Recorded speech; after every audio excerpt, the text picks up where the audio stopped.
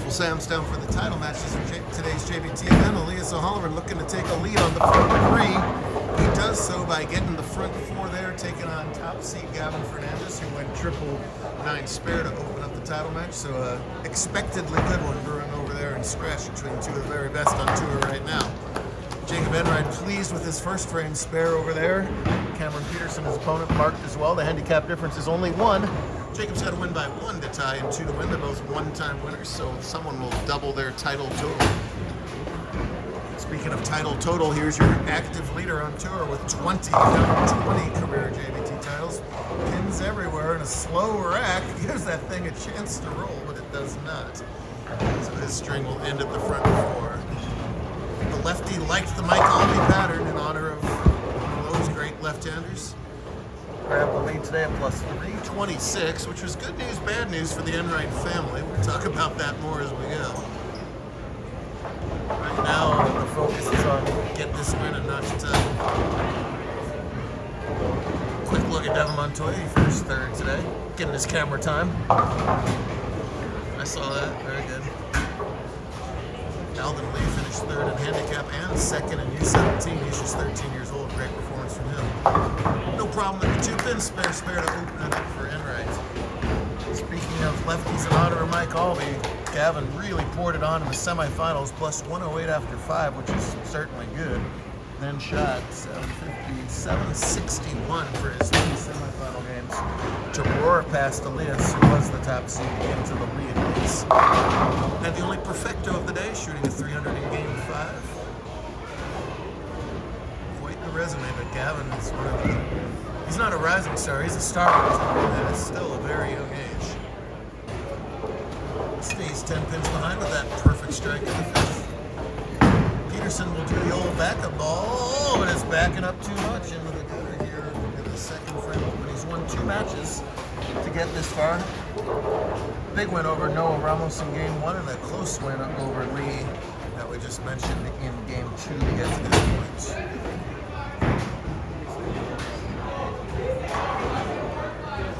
Gavin has gotten, he's always just cranked the ball, but his emotions have gotten much better, so he's been able to repeat better. Ball speed's so critical to two-handers too. He's able to obviously to generate all the ball speed he needs. He just hammers that thing down there. We've seen him get a good look in title matches repeatedly. His wins at Suncoast come to mind. But he is up against a man who can string endlessly as well. Simple looking game, right? There's nothing in Elias's game that makes your eyes pop out and go, whoa. It's just more repetition than most two-handers can get. And he will just clobber you to death. Tough spare for Peterson. Nicely done, though. Ginormous turnout today, about 130 bowlers on the floor today. Big thanks to Tom and the whole crew for giving us the whole center and making that not take forever. It's actually a quicker than usual tournament today. There's 130 bowlers out there. It was nice. Pleased to extend it to me. Oh, that's about the only thing that can stop either of them right now. So simultaneous to Elias's slam 8 is a trip, the super high hit from Enright. Enright's slower ball speed will keep the pins lower, and he can actually get his fair share of that 610 deal for the port sider. So the good news is for Jacob is that he's on quite a roll right now, going great the last month and a half. The bad news is that him and his dad Paul have been traveling the circuit, doing all 4 doubles tournaments, counting tomorrow's. But this is by their math, not my math, that put them over 400, which means they'd have to go scratch, which means he doesn't get handicap points, and he's definitely aware of and searching out those highest point bonus levels. So I'll have to figure it out, or maybe my math will be better than more favorable than their math. They're probably right, though. Gavin to take advantage of Elias's bad break, and he's not able to. First bad shot of the match from either bowler. Well, Cameron just made the mirror image of that spare. Jacob's going to have to make the same thing on the opposite side. The back pin's the problem, and that plastic never grabbed the lane at all. And 6 out on a strike is rough. It takes him all the way down to 1 on the count. Big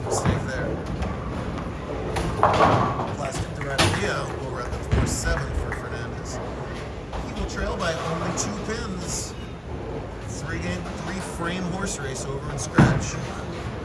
Peterson trying to take advantage of the end-right mistake, and that's an unusual 5-pin there. Cameron's got plenty of power. You see him mouth the word wow. Cameron, a rare bowler, able to cut most of his hair off and get even better. Usually there's a Samson thing going on there, and the hair goes, the carry goes, but I didn't even recognize Cameron when he came in with his hair this short one day, and he's made 2 finals and I think 3 starts since then. So. Look out though. Boy, right after after Jacob makes an error. Sorry, Paul. Cameron comes right back and whiffs a 5-pin. Wow, 2 big mistakes by both bowlers, but it's still early. That's only through 4 frames. Speaking of big mistakes, Fernandez right through the schnoz. Will get the count, but leave the door wide open for a holler. And you don't leave the door open for a 20-time winner very often and get away with it. Elias now at the level where he's chasing the entire tour's history, not just his own anymore. He's done it all on tour. Next up the ladder is Sorel Cardenas with 22 titles. Sorel will be here tomorrow bowling in the tournament with Hayden. Elias tells me that Sorel told him, "You're not going to catch me in titles." Well, he's 2 away, and he is a few short minutes from being 1 away as he gets the trip for this time. Leads by 16 now, can extend to 26 and just about end this thing if he can get vengeance on that solid 8 on this shot. A nice compact game again, gets that lower ball speed. More side roll than a lot of two-handers too. But that's that ball feed from right to left and then all the way back to the pocket. No doubt a carry there. Nice shot. Oh! Darn near solid 8, solid 9 back to back in that frame. Holland says, "You shall not do that to me."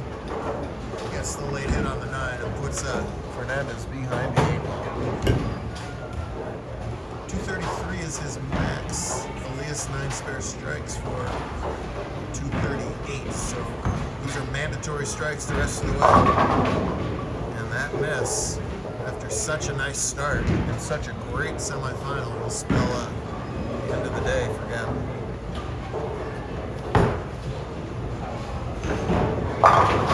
Pretty ball for Jacob there. Alvin lost the U17, like we said. That was to Nathan Arnott. Winnings again in that title. Good girls scratch title matches. Lindsey Grime beat rapidly improving Layla Takia from Washington State. Didn't matter. If that's any comfort at all, if you're a competitor, it's not. Squirrely there. There's good and bad things happening to both bowlers right now. Right now, lane 6 is giving Peterson fits. 9 out, 7 count here. He almost went Dutch 200 in the last game, but I think it was the 6 that he had good, right? I'm not sure of that. It should be the case. I'll try and ask him without bothering. Well, Gavin's a 6-time champ already. He's 14? Yeah. Again, he's going big kahuna on this one. He has been a character since he was just a little tyke. He's fun to have around. No, and a heck of a talent too. But he's just 14, kids. He could be threatening a lot of the records that Elias is now setting in just a few short years. That's a hard spare to make. He makes it, gets 202, but it's all just whatever number O'Halloran's going to put up.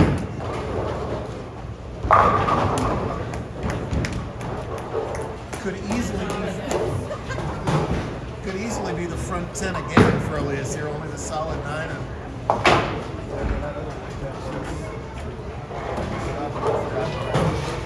4-pin.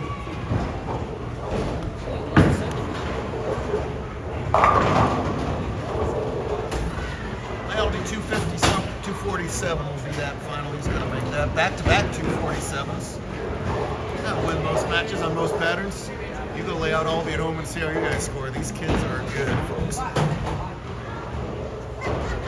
Played much higher scoring today, too, by the way. We used this pattern in the Baker team event last weekend in Mesa. And the score, it's hard to tell the scores out of Baker, but the scoring pace sure seemed much lower to me. Shows you how much topography makes a difference. I think topography is the most important factor. There is a great video of Pete Weber at the Storm facility, and they put out the exact same pattern and on purpose changed the topography, and he flushed one ball, hit the exact same board in rotation, and got 3 off the right. And the second ball, it just makes all the difference in the world. It's a hard thing to explain to non-bowlers, but it is everything to high-level bowlers. Jacob on 3 in a row. No! Oh! Get out of there! Number 8 pin. Same hit that Elias got to lock up the match over and scratch on the mirror image left side. He gets the late low on the 8 pin, makes it a 4-bagger, and puts Peterson in trouble. Gavin, what went wrong out there today? It's Fernandez like in a title match. We gotta throw the ball better. It was a nice spare on that 5 count though in the 10th. Oh yeah. Did you not have both cheeks into those last couple strike shots? Is it like a one cheeker? Yeah. Not both cheeks. Yeah. And I try to be like Matt Curran in the 10th frame too. Matt Curran, you know what? Yeah.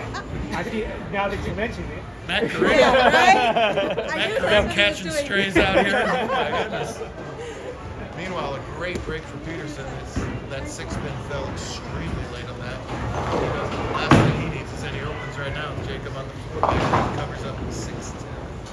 Nice tripod's wings there.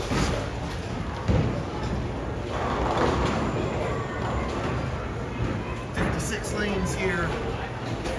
Boulder, used to be Boulder Street. Not sure what's going on outside the doors right now, but we'll carry on. Maybe my favorite masking units tour-wide. I think they're spectacular masking units. Late love on the 8 pin. He's still got room for 193. And right in the driver's seat, but you gotta finish these frames off. The last thing, I'm sure the last thing he's thinking is, oh, I got a lead, I can back off. There's not really defenses. Go out there and hit that 1-2 as hard as you can. Back in Mesa East. Visiting Easter weekend. I've run for years. That ball checked up early. So even though that's urethane, that extra sidewall that he has is going to make his ball a little more violent at the break point. It makes the carry good. When he misses, he's prone to leave more than 6 pins. He'll take the 8 out of that. 193 is Peterson's best. He's pacing 209 is Jacob. So even a miss here still has him in okay shape. Whiffed badly the last time he shot left side of the plastic. That's a much better attempt. Good job. He says safe.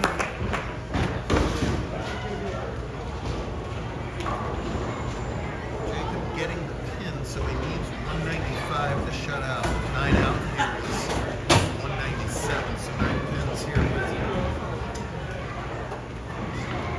Now do you play it safer and avoid the big drop down? I say heck no. Go out there and throw your Sunday punch. That says money. That almost had a problem because that could have been a big 4 in a heartbeat. Not over now. 8-1 is 195. It is over, right? 195. 195. He's got it. 194.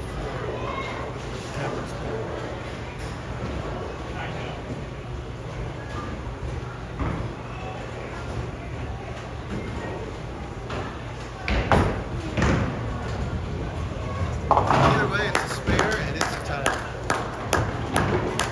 I'll check on the scoreboard. There you go. He's got it. By the way, we got our banner on the back of the scoreboard. That looks fantastic too. Tom does that for us over here. Well, it was a good run for Peterson. 2 good matches to get that far.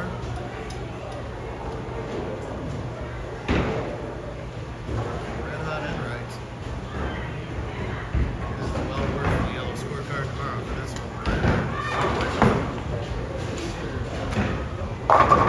Oh! Finish it off with the blistering missing messenger.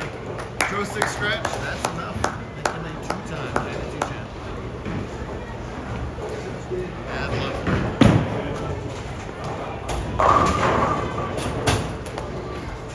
strike on 6 for Cameron. I would have beat Gavin. Cameron's been looking for that strike for a long time. Was that the lane? I still haven't heard the last one there. That's Jacob lights out of the fence. Very good. Hard to come by. That's a win. But 85 other bowlers in his run today. A nice check too. Now that Cameron, was this the lane you couldn't strike on last game too? It was the opposite lane, right? Yeah. So when he went Dutch the last game, he was striking on 6. This game, he couldn't strike on 6 until the end when it was already over. Still a 190 scratch, way over his end on average. Plus 203 for his 8. He'll go El Lofto for his last shot. Not too bad either. Fine bowling out of all the finalists for sure. That's all 4 of our winners. We'll do it again for the 4th couples tournament of the season coming up tomorrow. Good stuff.